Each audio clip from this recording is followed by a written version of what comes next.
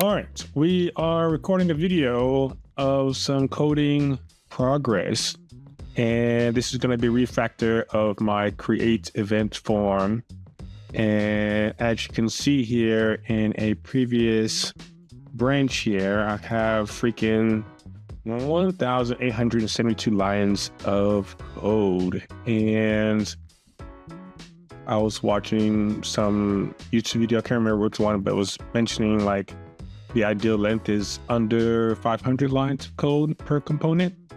And what we're looking at here is now on my main branch, we went from 1,872 lines of code to 35. And I'm going to share that on my channel just for my knowledge. I also challenge myself to speak in code and for any other beginner self-taught developers out there.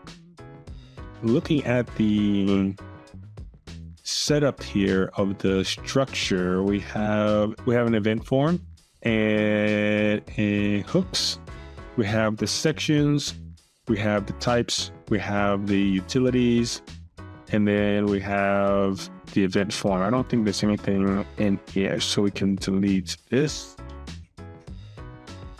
And so, yeah, here you're seeing the event form component being brought in with all the different sections that are being brought in. And if we open up the event form, you will see here that it is pulling in a lot of different things here. The Facebook event informer, here are all the sections of my form, and we'll show that here. By the way, this is a pretty complex form that is handling event creation on this site that I'm building. Basically, I created this ability to take the ICS file from Facebook and import that to make it easy to input events, just reduce friction for the users to get them to input their events. Here you can add the names. There's some sections here where it checks whether the slug is available or not, and it's auto-generated.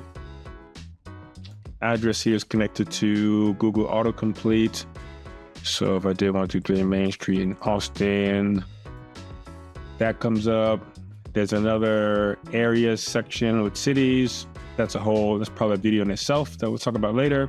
But time zone and the geolocation data auto-populates. We have recurring event and single events support. Then there's a drop zone for the images, different dance styles. So we choose events here. We will see that the little artist image comes up, and then there is validations on putting in links and making sure they start with HTTP. So all of this was in the 1,872 lines of code, and it was getting a little bit crazy when I was trying to debug and then run some tests because some things were going on. So ChatGPT and Claude specifically helped me break these things down into sections to make them a little bit more manageable. I guess I'll talk about the sections first.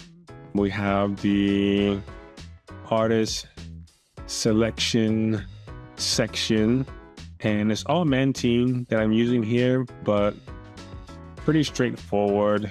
Just goes down the date time selection, 200 lines, 172 lines for event details, event forms, 34, event info section, the links section here, 77. So yeah, all of these are very small pieces of code. It makes it a lot easier to find what it is that you're focusing on. So that was like the main thing that was imported here in those sections in the event form component. And then we have the hooks.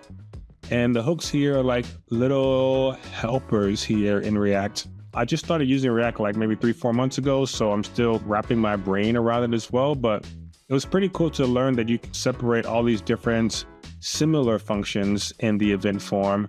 So with our custom hooks here, we had our slug validation, which I showed before, the time zone selection, the use artist, and also the event submission that had the handle submit. So if I were to open that in the hooks,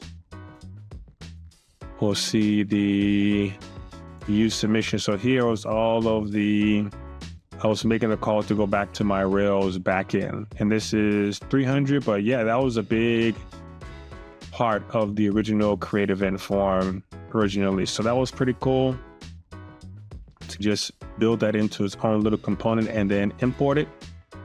And event validation. So there were some validations with the dates to make sure like the end date is after the start date and things of that nature. The slug, making sure there was an image involved. So there is some validation here through Maintain that is pretty nice. So if I try to submit an event, it'll let me know that, hey, I'm missing a description and a start date, a start time, URL. It'll let me know all the different things that I have that's missing. So it won't allow the submission, which is pretty cool. And all of that event validation logic is living in that particular component, which is dope. And so we had some utilities here as well, depending on who's logged in and whether the user has any organizers connected to their user account. That is what the filter user organizer is for. And there's making sure it sorts by name with some of the multi-selects, just make sure that's in alphabetical order. And then there are also a lot of types, and that is under the index here for the event forms, the link sections, artist selections, event details, date, time, location, basically all of this logic that was here at the top of my original file here, just extracted all into its own little files here. And then again, that is imported in the event form. And so, yeah, all the states are here, the Maintain form. I'm really enjoying Maintain, by the way, as well, which is pretty cool. Rich text editor, I had Claude help organize and separate the different sections in the file as well. So that way, if I needed to add like a new stage or something like that, before it was just kept all over the place. But it's pretty cool to have that understanding now. And so we have a lot more clean code, and now it makes it a little bit easier to start to do some tests. I recently downloaded Jest, and I've been playing around with React testing as well. And that's helping out with some issues I've been having with the recurring events. And so, yeah, we have a fully functional recurring events, just event form here that is running from this file. And then if you're not sure with render and inertia and the event controller, inertia has also been super dope. If we go to suggest event controller with the method, you'll see a render inertia.